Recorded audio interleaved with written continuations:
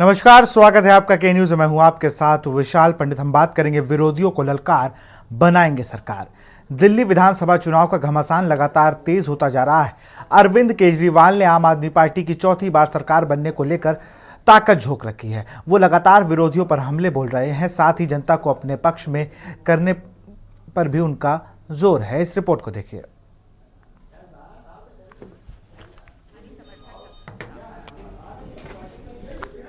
के भारी समर्थन का भरोसा। आम आदमी पार्टी की सरकार बनने जा रही है, ऐसा दावा आपके नेता कर रहे हैं। उनका कहना है कि हमें लोगों का जिस तरह से समर्थन मिल रहा है, उससे साफ है कि दिल्ली के लोगों ने आम आदमी पार्टी को फिर से जीत का आशीर्वाद देने का मन बना लिया है। वो कह रहे हैं कि एक बार फिर भारी बहुमत से अरविंद केजरीवाल की सरकार बनने जा रही है। हमें लोगों से भरपूर प्यार, आशीर्वाद और समर्थन मिल रहा है। रोजगार की प्राथमिकता का प्रचार। चुनाव प्रचार के दौरान आम आदमी पार्टी नेता दिल्ली की जनता को यह बता रहे हैं कि भारत एक युवा देश है।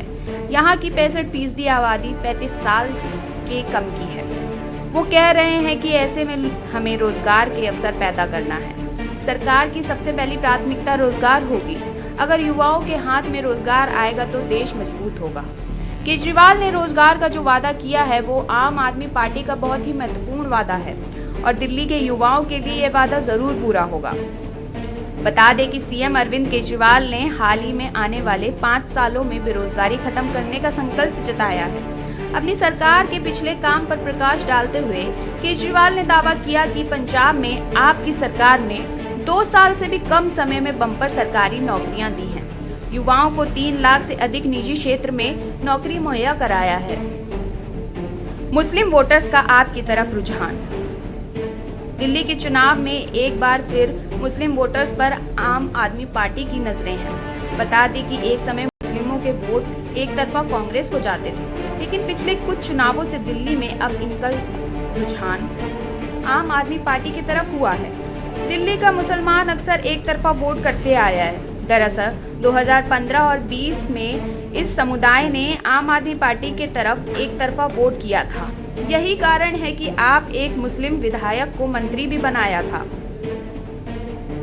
दिल्ली में लगभग 12% मुस्लिम वोटर्स जो दिल्ली विधानसभा के 8 सीटों पर मौजूद हैं। दिल्ली के ओखला, सीलमपुर, मटिया महल, बल्लीमरन, मुस्तफाबाद, बाबरपुर, किलाड़ी और चांदनी चौक सीट मुस्लिम बहुल। इसके अलावा त्रिलोकपुरी और दिलशाद गार्डन में भी हार जीत में मुस्लिमों की बड़ी भूमिका। योगी पर केजरीवाल का कटाक्ष। वहीं शुक्रवार को अरविंद केजरीवाल ने यूपी के सीएम योगी आदित्यनाथ के दिल्ली में प्रचार को लेकर उन पर कटाक्ष करते हुए कहा कि जैसे योगी जी ने उत्तर प्रदेश की सुरक्षा व्यवस्था को चुस्त दुरुस्त कर दिया है, वैसे ही वह अमित शाह को गाइड करें कि दिल्ली की सुरक्षा व्यवस्था को कैसे दुरुस्त किया जाए। उन्होंने कहा कि योगी जी ने एक बहुत अच्छी बात कही जिसका पूरे दिल्ली के लोग समर्थन करते हैं। उन्होंने मुद्दा उठाया कि दिल्ली में कानून व्यवस्था बिल्कुल चरमरा गई है। उत्तर प्रदेश के मुख्यमंत्री श्री योगी आदित्यनाथ जी दिल्ली आए। दिल्ली में उनका स्वागत है। दिल्ली दिल वालों की है, सबका स्वागत है। पूरे देश में कोई भी आए उनका हम तहे दिल से स्वागत करते हैं। कल योगी जी ने एक बहुत अच्छी बात कही जिसका पूरे दिल्ली के लोग समर्थन करते हैं। उन्होंने मुद्दा उठाया कि दिल्ली में कानून व्यवस्था बिल्कुल चरमरा गई है। मैं उनकी बात से 100% सहमत हूँ। दिल्ली के लोग उससे 100% सहमत हैं। दिल्ली के अंदर खुलेआम गैंगस्टर घूम रहे हैं। 11 गैंगस्टर्स, बड़े बड़े गैंगस्टर्स के ग्रुप हैं जिन्होंने पूरी दिल्ली को बांट लिया है 11 हिस्सों में, और खुलेआम फिरौती मांगी जा रही है व्यापारियों से। व्यापारियों के फोन आ रहे हैं 3 करोड़ दे दो, 4 करोड़ दे दो, नहीं तो पूरे परिवार को खत्म कर देंगे। दिल्ली की सड़कों पे गैंगवार हो रहे हैं। महिलाओं का घर से निकलना मुश्किल हो गया है। डेली दिल्ली में 17 बच्चों का अपहरण होता है। डेली दिल्ली में 10 महिलाओं का अपहरण हो रहा है। दिल्ली के अंदर ओपनली चाकूबाजी हो रही है, लोगों की हत्याएं हो रही हैं, चेन स्नैचिंग हो रही है, चोरियां हो रही हैं, डकैतियां हो रही हैं। पूरी दिल्ली दहशत में है और पूरी दिल्ली लोग बहुत ज्यादा डरे हुए हैं। अमित शाह को गाइड करने की सलाह। वहीं केजरीवाल ने कहा कि अगर योगी जी कह रहे हैं कि जैसे मैंने यूपी की कानून व्यवस्था ठीक कर दी, तो मैं उनसे निवेदन करूंगा कि अमित शाह जी को थोड़ा समझाइए कि कैसे कानून व्यवस्था ठीक की जाती है। थोड़ा सा गाइड कीजिए उन्हें, थोड़ा समझाइए कि दिल्ली की कानून व्यवस्था में क्या करने की जरूरत है, कैसे करने की जरूरत है, दिल्ली में कैसे सुरक्षा सबको दी जाए। उन्होंने कटाक्ष करते हुए कहा कि लेकिन अमित शाह जी के पास तो टाइम ही नहीं है, वे पूरे देश में एमएलए खरीदने और तोड़ने में लगे हैं। केजरीवाल ने कहा कि मैं उनकी बात से 100% सहमत हूँ। दिल्ली के लोग उनके 100% सहमत हैं। दिल्ली के अंदर खुलेआम गैंगस्टर घूम रहे हैं। 11 बड़े बड़े गैंगस्टर के ग्रुप हैं, जिन्होंने पूरी दिल्ली को 11 हिस्सों में बांट दिया है और खुलेआम रंगदारी मांगी जा रही है व्यापारियों से। व्यापारियों के पास फोन आ रहे हैं, 3 करोड़ दे दो, 4 करोड़ दे दो, नहीं तो पूरे परिवार को खत्म कर देंगे। दिल्ली की सड़कों पर गैंग वॉर हो रहा है, लेकिन यह जिम्मेदारी गृह मंत्री अमित शाह की है। योगी जी ने बिल्कुल सही मुद्दा उठाया है। योगी जी ने कहा कि उत्तर प्रदेश में योगी जी ने कानून व्यवस्था ठीक कर दी है। मैं नहीं जानता कि उत्तर प्रदेश में कानून व्यवस्था ठीक हुई है कि नहीं हुई है, लेकिन अगर योगी जी सही कह रहे हैं, उन्होंने ये भी कहा कि उत्तर प्रदेश में उन्होंने सभी गैंगस्टर्स का सफाया कर दिया है। अगर ऐसा है तो मैं योगी जी से कहना चाहता हूं कि दिल्ली की कानून व्यवस्था अमित शाह जी के अंडर में सीधे आती है। अमित शाह जी देश के गृह मंत्री हैं और दिल्ली की कानून व्यवस्था, दिल्ली की सुरक्षा, दिल्ली के लोगों को एक सुरक्षित जीवन देना, ये अमित शाह जी की सीधे जिम्मेदारी है। अगर योगी जी कह रहे हैं जैसे कि मैंने यूपी की कानून व्यवस्था ठीक कर दी, तो मैं उनसे निवेदन करूंगा कि आप अमित शाह जी को थोड़ा बिठा के समझाइए कैसे कानून व्यवस्था ठीक की जाती है। आप उनको बिठा के थोड़ा सा गाइड कीजिए, उनको थोड़ा समझाइए अमित शाह जी को कि दिल्ली की कानून व्यवस्था में क्या करने की ज़रूरत है, कैसे करने की ज़रूरत है, दिल्ली में कैसे सुरक्षा सबको दी जाए। वो कह रहे हैं कि मैंने गैंगस्टर सारे खत्म कर दिए उत्तर प्रदेश से, तो वो जरा सा अमित शाह जी को गाइड करें कि कैसे दिल्ली के अंदर गैंगस्टर राज खत्म किया जाए। अमित शाह जी के पास तो टाइम ही नहीं है। अमित शाह जी पूरे देश में एमएलए खरीदने, सरकारें गिराने, पार्टियां तोड़ने में लगे हुए हैं। तो योगी जी को थोड़ा सा अमित शाह जी को बैठा के ये भी समझाना पड़ेगा कि कानून व्यवस्था अगर ठीक करनी है तो थोड़ा टाइम देना पड़ेगा दिल्ली के लिए। आप दिल्ली को गैंगस्टर्स के हवाले नहीं छोड़ सकते। तो मैं यही अपील करता हूं योगी जी से कि थोड़ा सा बिठा के अमित शाह जी को समझाएं ताकि दिल्ली के लोगों को सुकून मिल सके। केजरीवाल की सिक्योरिटी का मामला गर्म। आपको बता दें कि दिल्ली चुनाव प्रचार के बीच आम आदमी पार्टी के राष्ट्रीय संयोजक अरविंद केजरीवाल की सिक्योरिटी का मामला गरमाया हुआ है। आपका दावा है कि अरविंद केजरीवाल पर लगातार हमले किए जा रहे हैं। इसको लेकर दिल्ली की सीएम आतिशी ने बीजेपी पर गंभीर आरोप लगाए हैं। वहीं पंजाब के मुख्यमंत्री भगवत मान ने भी बड़ा बयान दिया है। बता दें कि चुनाव के बीच बीजेपी और आम आदमी पार्टी के बीच आरोप प्रत्यारोप का दौर चल रहा है। आपकी तरफ से ऐसा दावा किया जा रहा है कि 18 जनवरी को नई दिल्ली विधानसभा क्षेत्र में अरविंद केजरीवाल की गाड़ी पर पत्थर फेंके गए। कहा जा रहा है कि जांच में पता चला कि सारे हमलावर बीजेपी के थे। स्पेशल डेस्क के न्यूज इंडिया। और इसी खबर पर अधिक जानकारी के साथ हमारे संवाददाता, हमारे विशेष संवाददाता अखिलेश जुड़ चुके हैं। अखिलेश, अगर बात की जाए तो जिस तरीके से अरविंद केजरीवाल ने ताकत झुकी हुई है चौथी बार सरकार बनाने को लेकर, उनको लोगों से क्या फीडबैक मिल रहा है?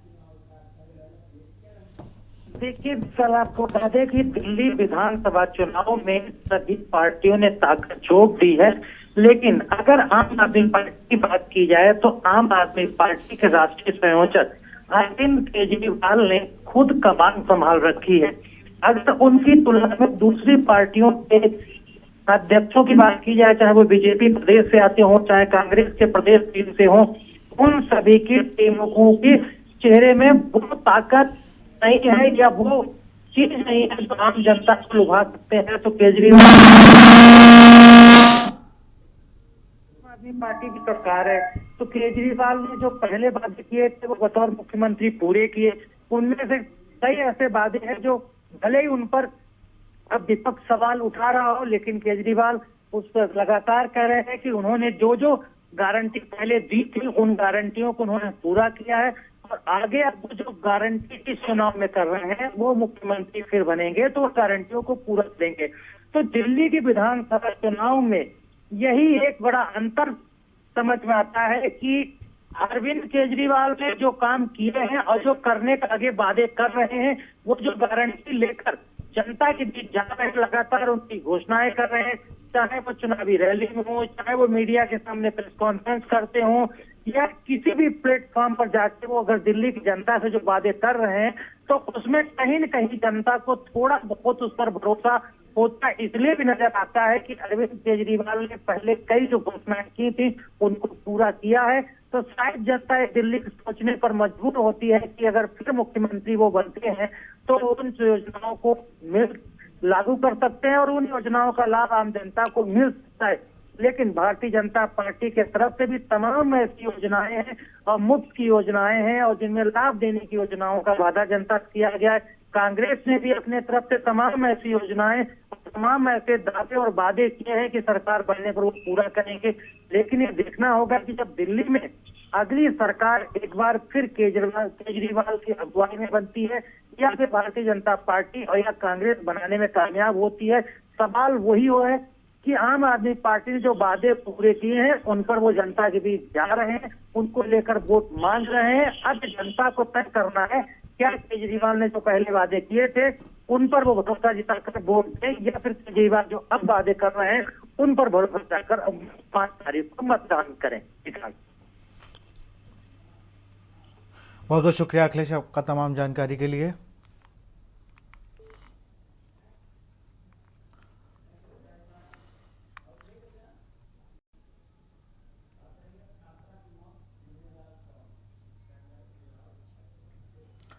और अब बात करेंगे छात्रा की मौत जिम्मेदार कौन। कानपुर से खबर है, संदिग्ध परिस्थितियों में छात्रा की मौत हुई। एमबीबीएस की पढ़ाई कर रही छात्रा की मौत। बाल रोग विभाग में इंटर्नशिप कर रही थी छात्रा, अचानक बेहोश होकर गिरी थी छात्रा। आनन फानन में डॉक्टरों ने कराया इमरजेंसी में भर्ती। इमरजेंसी के डॉक्टरों ने छात्रा को किया मृत घोषित। सूचना पर पहुंची पुलिस जांच पड़ताल में जुटी। 2 महीने बाद छात्रा को मिलने वाली थी डिग्री। रामा मेडिकल कॉलेज का है ये पूरा मामला।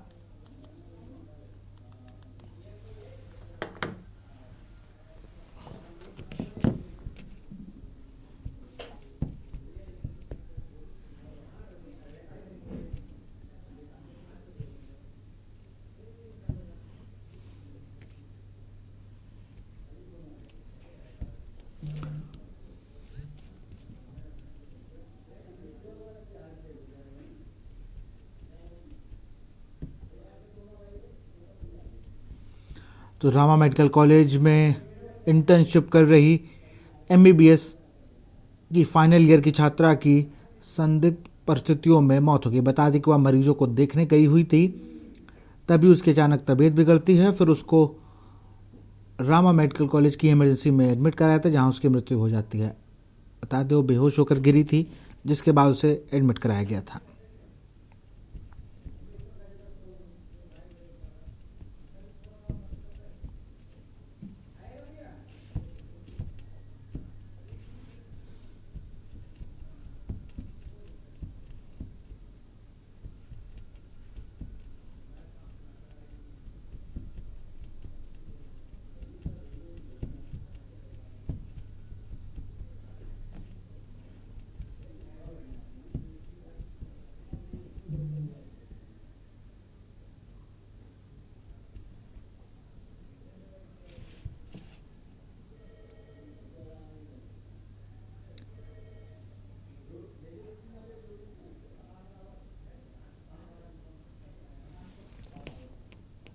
और इसी खबर पर अधिक जानकारी के साथ हमारे संवाददाता आकाश रावत जुड़ चुके हैं फोन लाइन पर। आकाश, अगर बात की जाए तो रामा मेडिकल कॉलेज में एक एमबीबीएस की फाइनल ईयर की छात्रा की मौत हुई है।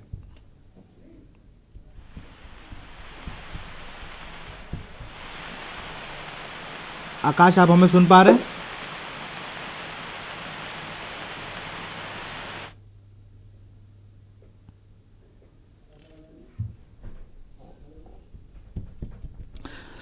संपर्क टूट गया। फिर से हम जुड़ने की कोशिश करेंगे आकाश से। तो बाल रोग विभाग में इंटर्नशिप कर रही थी MBBS की छात्रा, अचानक बेहोश होकर गिरी थी छात्रा।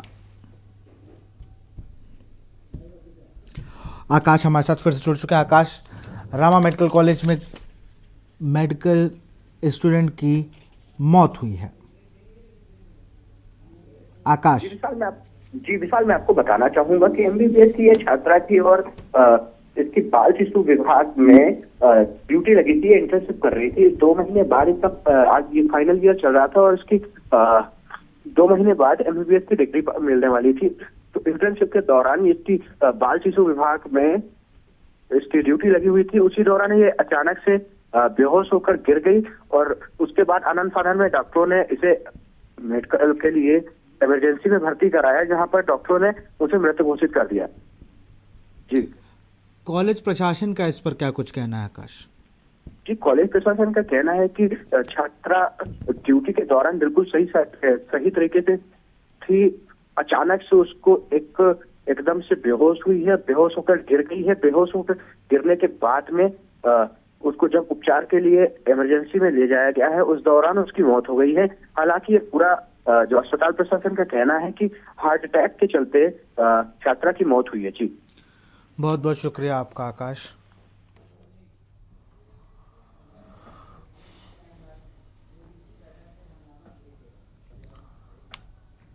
बात करेंगे JPC बैठक पर हंगामा, लेकिन एक छोटे से ब्रेक के बाद। आप देख रहे हैं के न्यूज, खबरों का सारथी। ब्रेक के बाद आपका स्वागत है। वक्फ संशोधन विधेयक पर संसदीय समिति की बैठक में आज हंगामा हुआ और विपक्षी सदस्यों ने आरोप लगाया कि मसौदा विधेयक में प्रस्तावित बदलाव के अध्ययन के लिए उन्हें पर्याप्त समय नहीं दिया जा रहा है। बता दें कि भारतीय जनता पार्टी के वरिष्ठ नेता जगदम्बिका पाल की अध्यक्षता में वक्फ संशोधन विधेयक पर संयुक्त समिति कश्मीर के धार्मिक प्रमुख मीरवाइज उमर फारूक के नेतृत्व में वाले प्रतिनिधिमंडल को विचार सुनने वाली थी। मीरवाइज को बुलाने से पहले समिति के सदस्यों ने आपस में चर्चा की और इस दौरान विपक्षी नेताओं के साथ बैठक में हंगामा हो गया।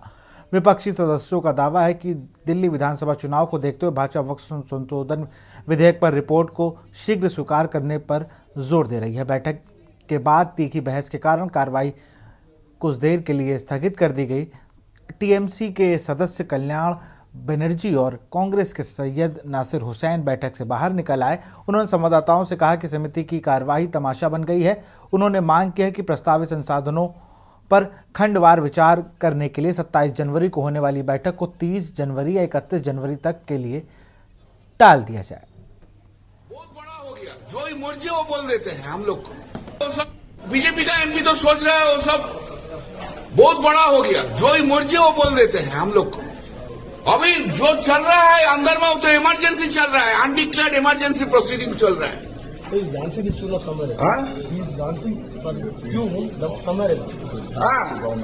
उन्होंने सिर्फ इधर बैठा है, लेकिन किसी का एजेंडा फिलअप करने के लिए कर रहे हैं, पॉलिटिकल मोटिवेटेड। और दिल्ली इलेक्शन है इसलिए उनको जल्दीबाजी है, पॉलिटिकली मोटिवेटेड। हम लोग बार बार रिक्वेस्ट किया कभी वो नहीं सुनता है। चेयरमैन किसी को बात सुनता नहीं है, इसे जमींदारी भी हो गया। और हम लोग को अपोजिशन को कोई इज्जत भी नहीं देते हैं। हम लोग को सोचते हैं हम लोग उनका डोमेस्टिक एम्प्लॉय है और वो लोग सोचते हैं सब डेप्यूटी होम मिनिस्टर है। समझे ना, कोई चेयरमैन डेप्यूटी प्राइम मिनिस्टर, ये डेप्यूटी होम मिनिस्टर सब डिफैक्टो। तो फिलहाल इस बुलेटिन में इतना ही। देखते रहिए के न्यूज इंडिया। नमस्कार।